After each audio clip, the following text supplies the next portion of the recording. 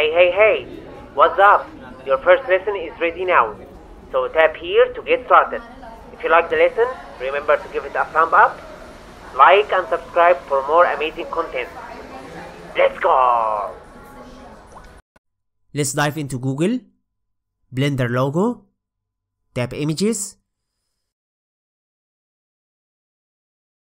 select tools, make sure you select label for use with modification. This tells Google to only show you free images for commercial use. Otherwise, you risk using copyrighted stuff that could get you into strikes, so be careful. And voila!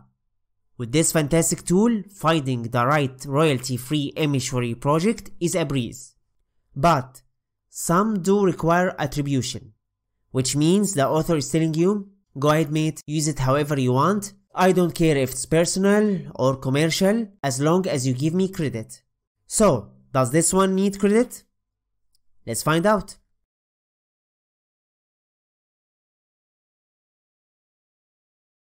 Okay, here it says public domain. If it says CC0 or public domain, that's fine. You don't have to give any credit. But because authors always appreciate it, I encourage you to include it to support them. Had it said attribution, CCA for short, no worries, you can still use it, but you must clearly show the author's name in your project. These are the basics you need to know. I won't be covering the details of the usage rights here. If you ever wondered what the heck is CC0, attribution, public domain, and this stuff, click the link in the description box. Okay, select a suitable size to download. This one will do. You can always downscale later if it's too big anyway. Right click, save as image. Make sure it's a PNG. Very good. Now it's time to create your canvas. If you're already familiar with this step, because you have already taken my course titled How to Create Epic Animated Greeting Cards in Blender, skip ahead to the logo section. If you want to get this amazing course for free, just click the link in the description to get instant access free of charge. Fire up Krita, New, set it at 9020 x 1080 at portrait, default is fine. Click create. And I want you to change the background color. Click this bucket icon to select fill or just hit F. Point your mouse over here to change color.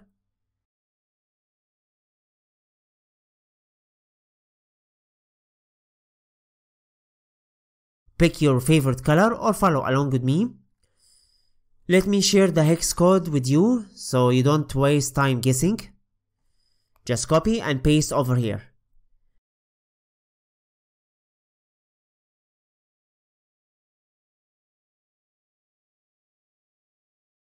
Great, this will be your background.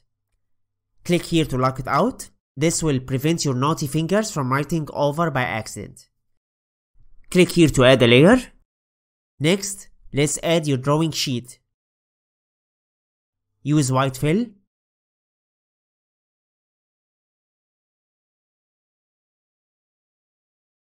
Hit Ctrl T to activate transform. Hold down Shift to preserve proportion. Drag down to shrink. Double click to rename. Fantastic! You've got a sheet of drawing paper on your canvas. Although it looks pretty flat, no worries, let's fix that by adding a shadow. Go to layer.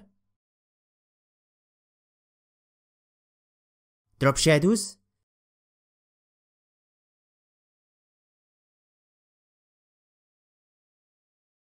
Reduce opacity and size.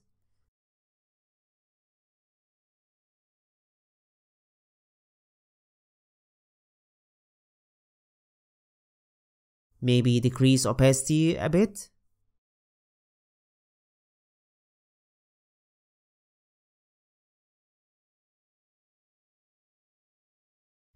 Okay, this without a shadow, and this how it looks if it's on. As you can see, it looks more realistic. Warning: all layer effects, including shadows, are CPU intensive. That's because they are vectors. In bigger projects, this can be a lag hell for you, especially once you start moving a lot of stuff around. I guarantee things will get ugly. To overcome that, convert the shadows into pixel, also called rasterization. Now you can't really do that in Krita, but there is an easy workaround. Just create a new layer right above your sheet. Right click, merge with layer below. Shortcut here. Awesome. Now if you move it around, it's smooth, light, no lag. One little problem. At this point, if you want to make any changes to the style and you don't have undo checkpoints left, tough luck. You must start all over with the sheet. The steps are simple anyway, so I wouldn't worry too much. Fantastic. You have set up your canvas. Your drawing sheet is ready. Time to rock and roll.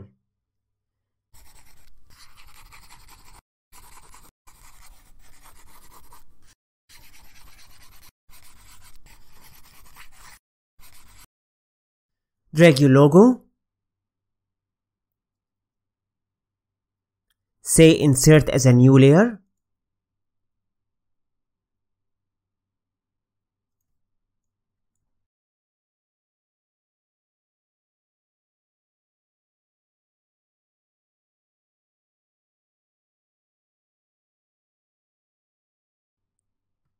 Right click. Duplicate layer. Hide this for the time being. I will explain why in a moment.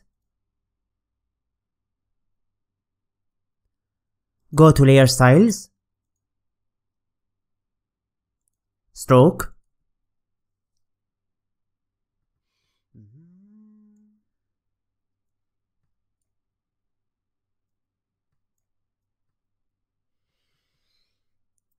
Reduce the size to 3 pixels. Increase opacity to 100.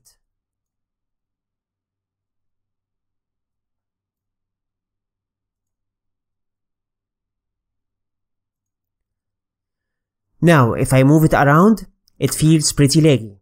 So again, rasterize. Click New. Ctrl+E. Select Magic Wand. Click here to select this color. Hit Delete.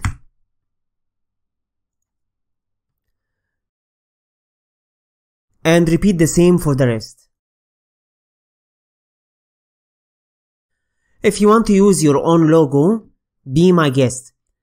I would keep it simple because the magic wand only works on flat color and it needs to be well separated with solid outline. To get rid of this dashed line, head there and choose Deselect.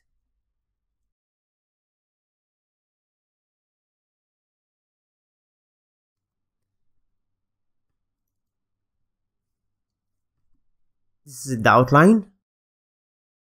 Move it up. And this will be our color. Okay, linear art and color separated. Let's call this linear art. Or outline, doesn't matter. Shift click both layers. Group them into a folder by hitting Ctrl+G.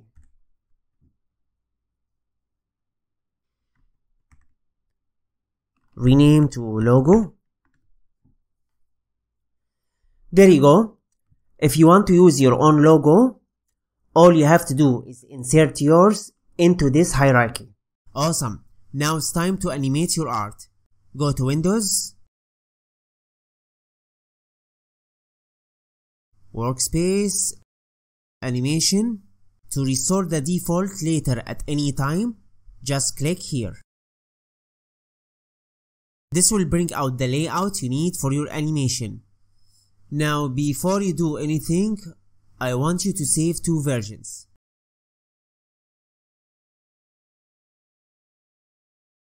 One for the outline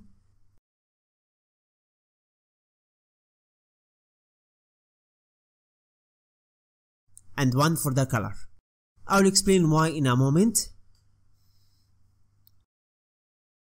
Highlight the color layer, increase frame rate to 30. Click here to enable auto keyframes. Don't panic if the color vanish, just hit Ctrl+Z. Choose a keyframe to start with. I'll explain what's that in a moment.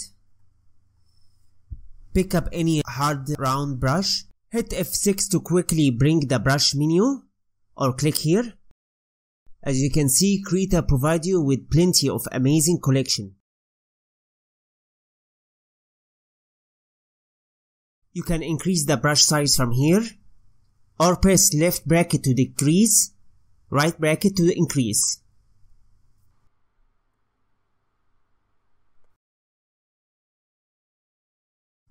Right now it's in paint mode. To flip your pencil into its eraser side, just click here. Gently apply some erases here. Don't have to be perfect. That's your first keyframe. Pick another frame.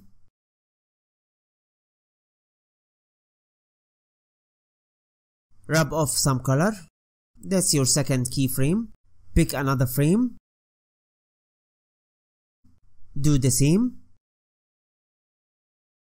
Rinse and repeat for the rest.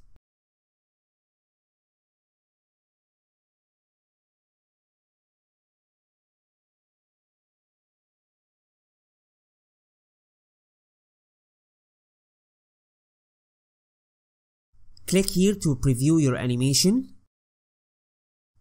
Obviously it's in the wrong direction. Don't worry, you will learn how to fix that in a moment.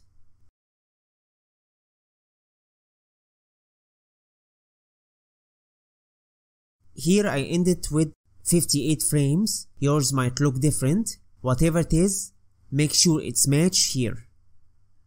Warning, if you neglect that, you will end up with a video that is either incomplete or has a blank space, which is a pain to redo or edit. To export your animation into an MP4, go to File, Render Animation. Now pay close attention here.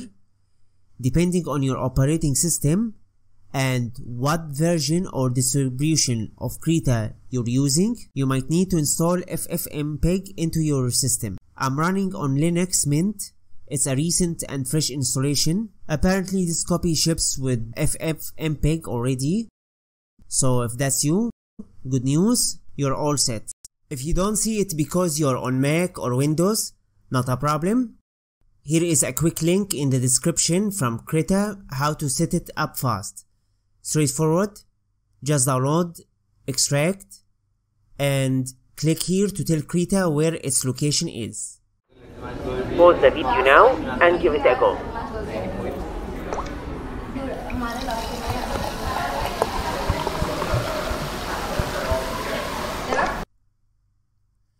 Okay, welcome back. Double check the settings, make sure it's on video, set a convenient location, give it a suitable file name,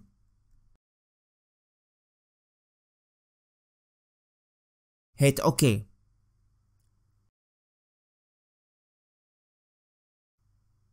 If all went well, that is what you should get. Splendid. In the next episode coming out very soon, you will animate your outline and import your footage into Blender. There you will edit them to add professional touches. So don't forget to subscribe and hit the notification bell to be immediately notified when it comes out. Before I sign out, I'll give you a little homework to kill time. See if you can challenge yourself to animate your outline on your own. The steps are exactly the same. Simply just repeat what you did to the color. Because it's just an outline this time, it should be a piece of cake for you. Just push as far as you can to get your feet wet. If you're stuck, don't worry. I will reveal my solution on the next episode. That's it for now. Have a wonderful day. Bye bye.